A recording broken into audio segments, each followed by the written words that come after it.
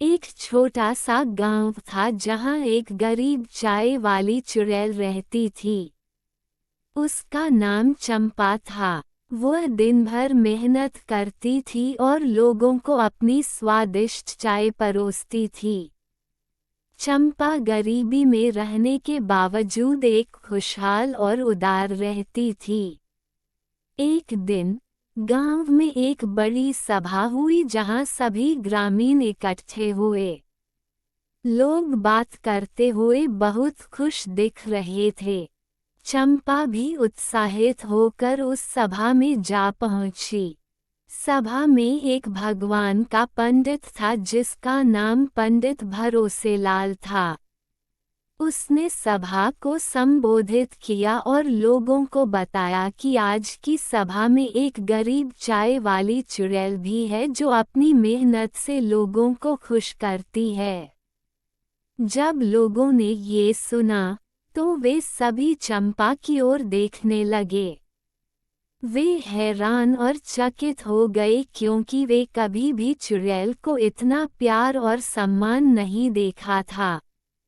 पंडित जी ने चंपा को बुलाया और उसे सभा में अपनी कहानी सुनाने के लिए कहा। चंपा थोड़ी घबराई लेकिन उसने अपनी कहानी शुरू की। चंपा ने बताया कि वह एक चुड़ैल होने के बावजूद भी एक मानव की तरह जीने की ख्वाहिश रखती है। वह अपने दिल से चाय बनाती है और लोगों को प्यार से सेवा करती है। उसने बताया कि खुश रहने और दूसरों को खुश करने का रहस्य सरलता, उदारता और भावनात्मकता में छिपा होता है। जब चंपा ने अपनी कहानी पूरी की तो सभा में सब लोग उसे धन्यवाद देने और उसकी मेहनत की सराहना करने लगे। पंडित भरोसेलाल ने कहा, चंपा, तुम एक अद्वितीय और प्रेरणादायक व्यक्ति हो।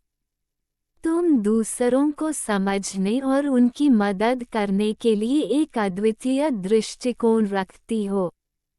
चंपा की आंखों में आंसू आ गए और उसने पंडित भरोसेलाल को धन्यवाद कहा। उसका अद्वितीय दिल और दया सभी लोगों के दिलों में स्थान बना लिया। वे उससे आदर से चाय पीने और उसकी चाय की महिमा को सराहना करते रहे।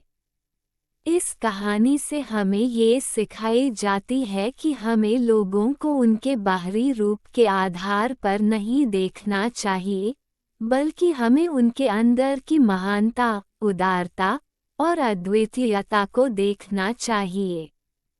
हमें दूसरों की मेहनत की सराहना करनी चाहिए और सबको समान तरीके से सम्मान और प्यार देना चाहिए, चाहे वे किसी भी रूप में हों।